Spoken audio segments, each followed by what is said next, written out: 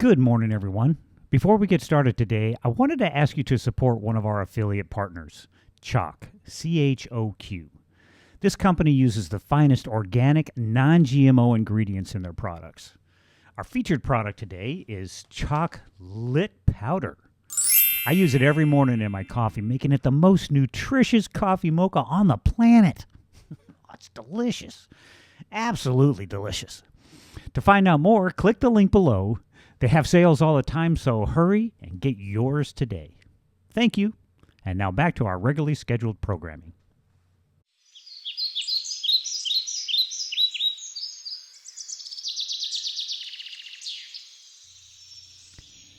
Hey, good morning, everyone. I hope you had a wonderful night's sleep. I sure did. Yep. Woke up with thunder and lightning this morning. Or God was really practicing his bowling.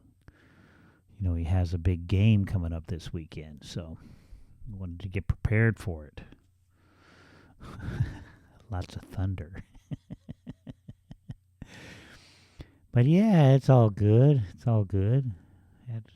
Had a good night's rest. Got up this morning.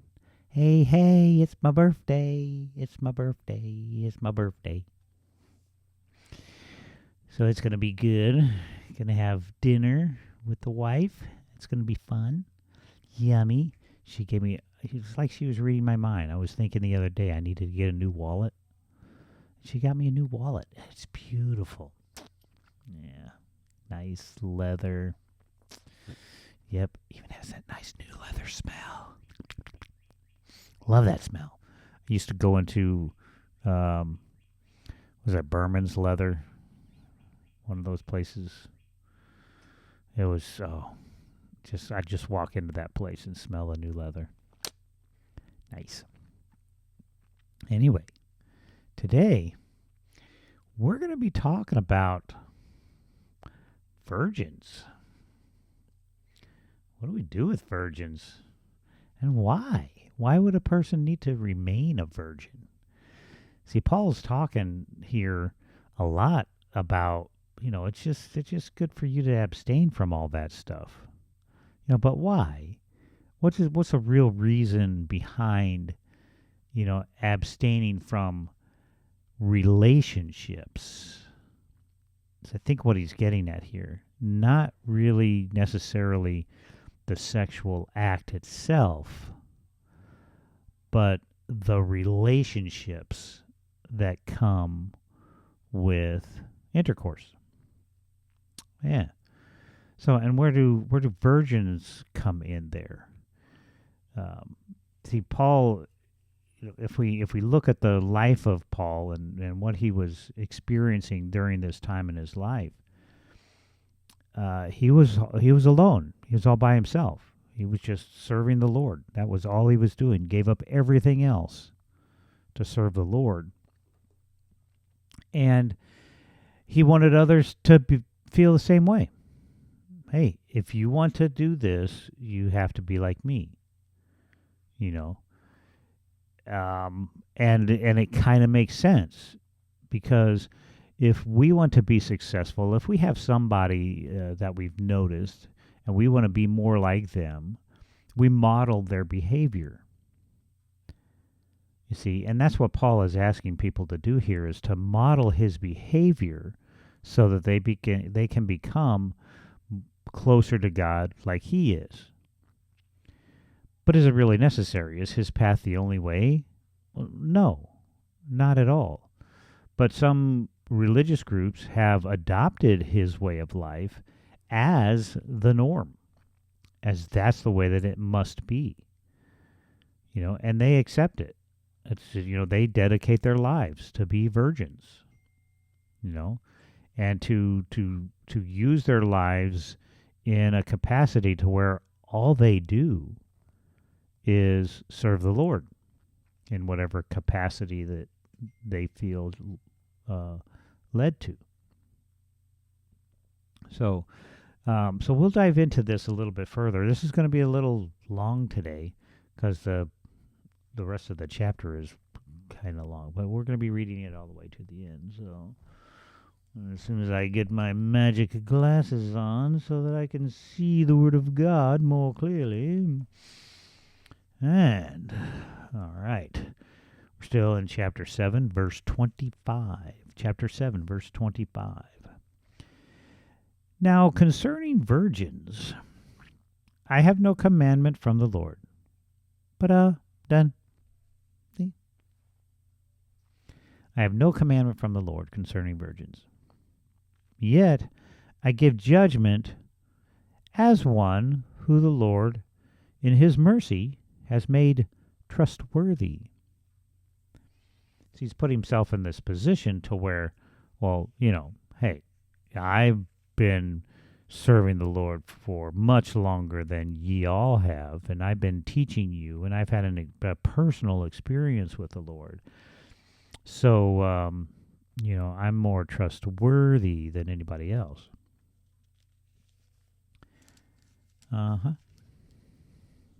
Yeah. I suppose, therefore, that this is good, because of the present distress. See, that he's referring to the times, the things that were happening to Christians and the movement during this time period, well, and continues to this day, that there's a lot of stuff going on, and in order for you to live longer, you need to not be distracted. So he's saying because it's good because of the present distress, and that it's good for a man to remain as he is, to not cause more distress. It says, are you bound to a wife? Do not seek to be loosened. See, don't try to make drastic changes in your lifestyle or in your relationships because you are now dedicating your life to serving the Lord. Okay? Don't make any changes. Are you loose from a wife? Do not seek a wife. See, so if you're not married, don't seek to be married. But even if you do marry, you have not sinned, and if a virgin marries, she has not sinned.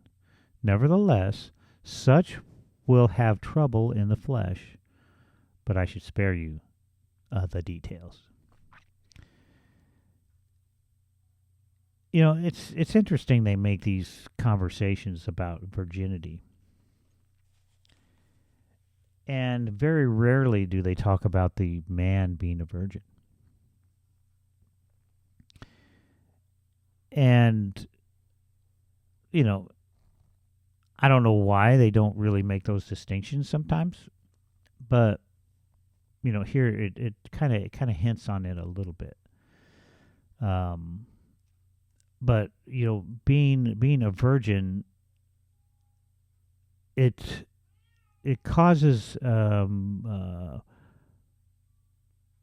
especially if you choose to be a virgin, it helps you to dedicate your life to the Lord only. But as we continue on here,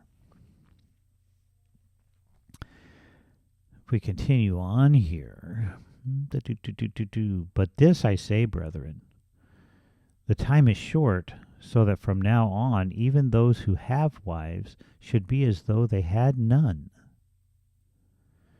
Those who weep as though they did not weep. Those who rejoice as though they did not rejoice. Those who buy as though they did not possess. And those who use this world as not misusing it. For the form of this world is passing away. See, and here's what he's trying to get at here, with the situation that's going on around the country as far as this movement goes. He's pretty much saying here, don't draw attention to yourself. Don't do anything drastic. Don't do anything out of the ordinary that you wouldn't normally be doing. You see, don't bring things upon yourself. Don't cause yourself more distress. Don't make yourself busier than what you need to be. Because during this time period, you're going to need to focus all your time and energy on doing what you can in order to serve the Lord and stay alive. You see. So it's important that you do things to not draw attention to yourself and stay alive. But I want you to be without care. See?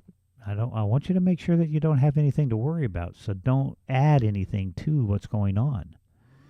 He who is unmarried cares for the things that belong to the Lord, how he may please the Lord.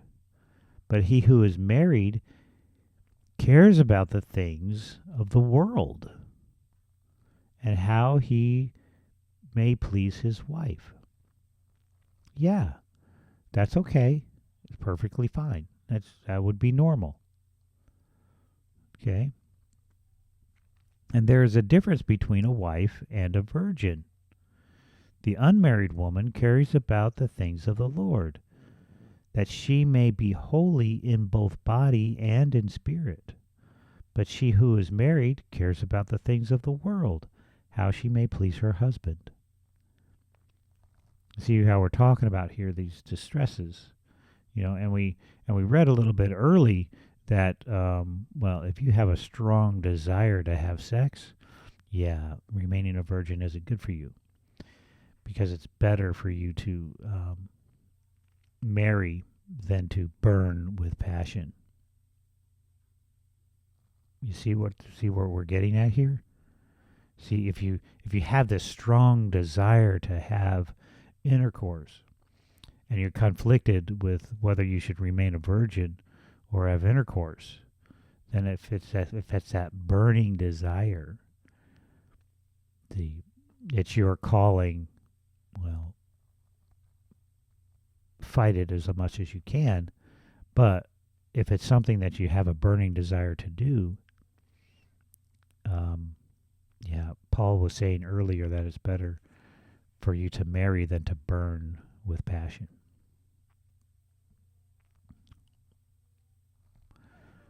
Okay.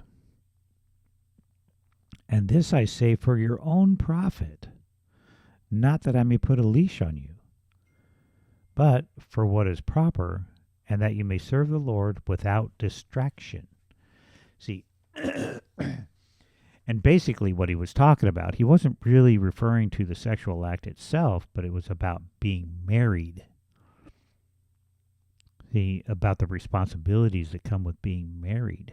See, it becomes a distraction for you and the Lord. And we know that to be true, because it is, and rightfully so. You see, and it's not a bad thing. He's not saying that it's a bad thing. He's saying that, if you could focus all your time and energy to your craft, then you'd be much better. You'd be a professional. We see this in football, in sports. If a man is married and have children, he's not going to do as well in sports as he would be if he was single. You see, because he wouldn't have those other distractions. He could spend all his time and energy out on the ball field, practicing. See? Even in business, we know this, and we've seen it many, many, many times, that men, there's this work-life balance that we're always trying to have. But not just men, but women do this too. It's this work-life balance that they're always trying to get, because they have responsibilities with their family. That's a distraction from their career choices. You see? But you can have both. You can create a balance. It's just going to be more difficult for you, because you'll have these distractions and you won't be able to focus on your work fully.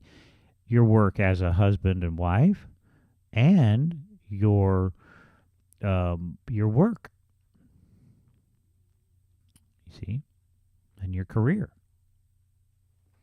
So, are we getting what they're getting at here? Good, you got that? Sex isn't bad; it's a distraction. Being married isn't bad; it's a distraction. That's all. But if any man thinks he is behaving improperly towards his virgin, if she is past the flower of her youth, and thus it must be, let him do what he wishes. He does not sin. Let them marry. You see. And this here, let me yeah, I think I think you got that, right? If he really is has a desire to take his virgin as a wife, then they should do that. Nevertheless, he who stands steadfast in his heart, having no necessity, but has power over his own will, and has so determined in his heart that he will keep his virgin, does well. Okay. So I think, see, now there's some discussion here, because what it goes to next is so when he who gives her in marriage does well, but he who does not give her in marriage does better. What he's talking about here, and it's really interesting here, because as we continue, a wife is bound by law as long as her husband lives, but if the husband dies, she is at liberty to be married to whom she wishes, only in the Lord. But she is happier if she remains as she is, according to my judgment. See, or according to my understanding. And I think I also have the Spirit of God. Now, there's a couple ways that we can look at this here. Is that, it's perfectly good for you to be in relationships, and keep your virginity. You see, that's perfectly fine if you can do that. See? But then something happens here.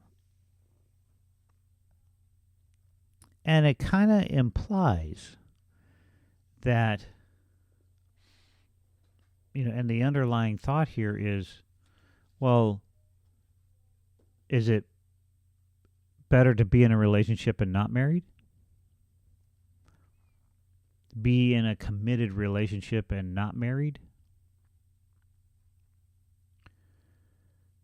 Because it frees you up from the responsibilities of marriage?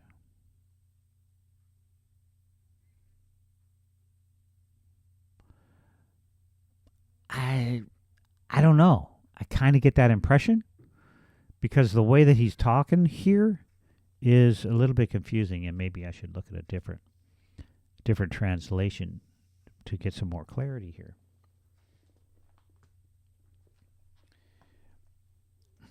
And sometimes that's a good idea for you to do that, look at another translation to see if there might be a different way to explain this. So we will do that.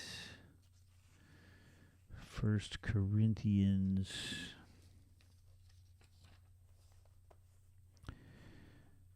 So what was it? 35. Okay.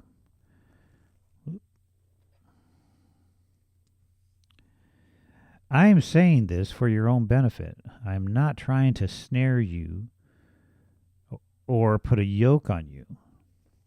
But I exhort you to be perfect before the Lord, and faithful without distraction.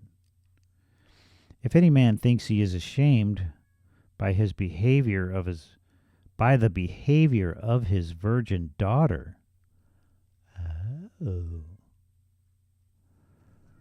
if any man thinks he is shamed by the behavior of his virgin daughter, because she has passed the marriage age, and he has not given her in marriage, and that he should give her, let him do what he will, and he does not sin. Let her be married. If a man thinks he is shamed by the behavior of his virgin daughter, because she has passed the marriage age, and he has not given her in marriage, and that he should give her, let him do what he will, and he does not sin. Let her be married.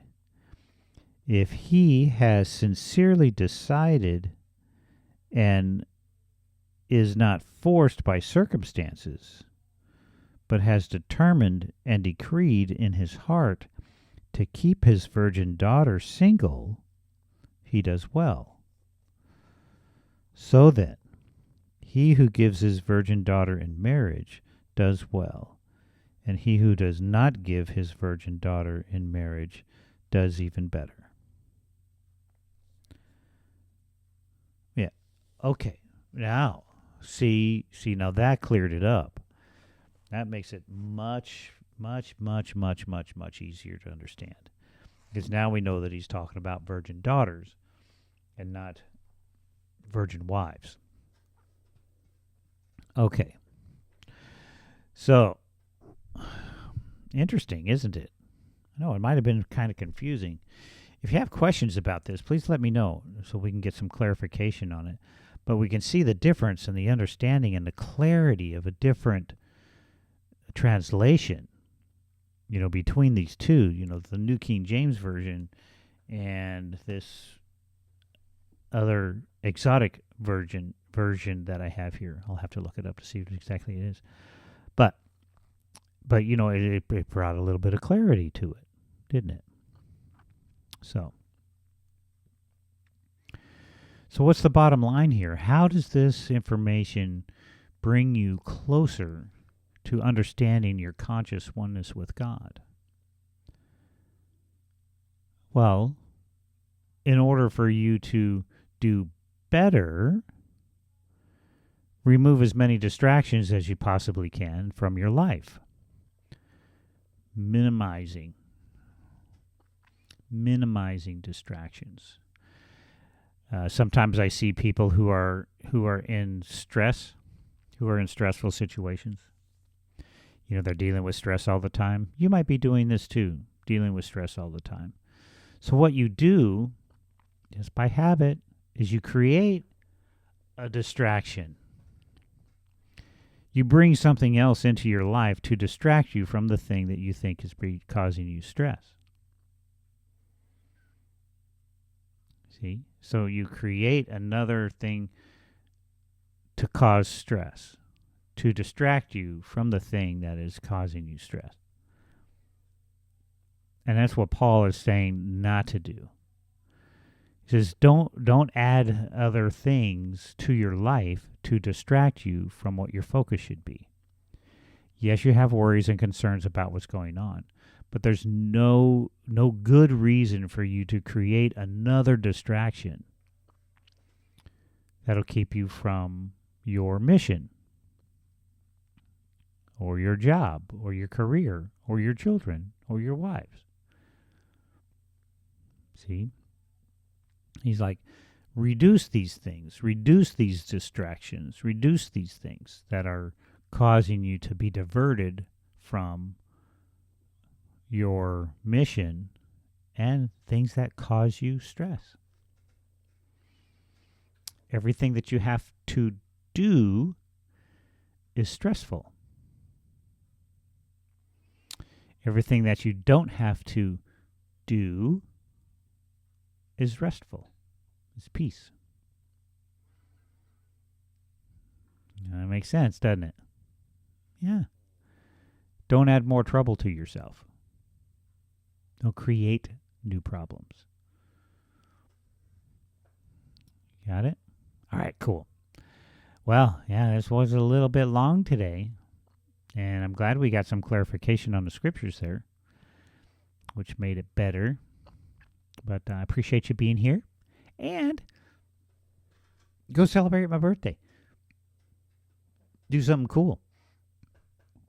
And if you have any questions, if you have answers, any comments, anything like that, please shoot me a line. And remember to share, like, and subscribe. Share this with your friends. So remember, God loves you. And until we meet again, I wish you well. Namaste.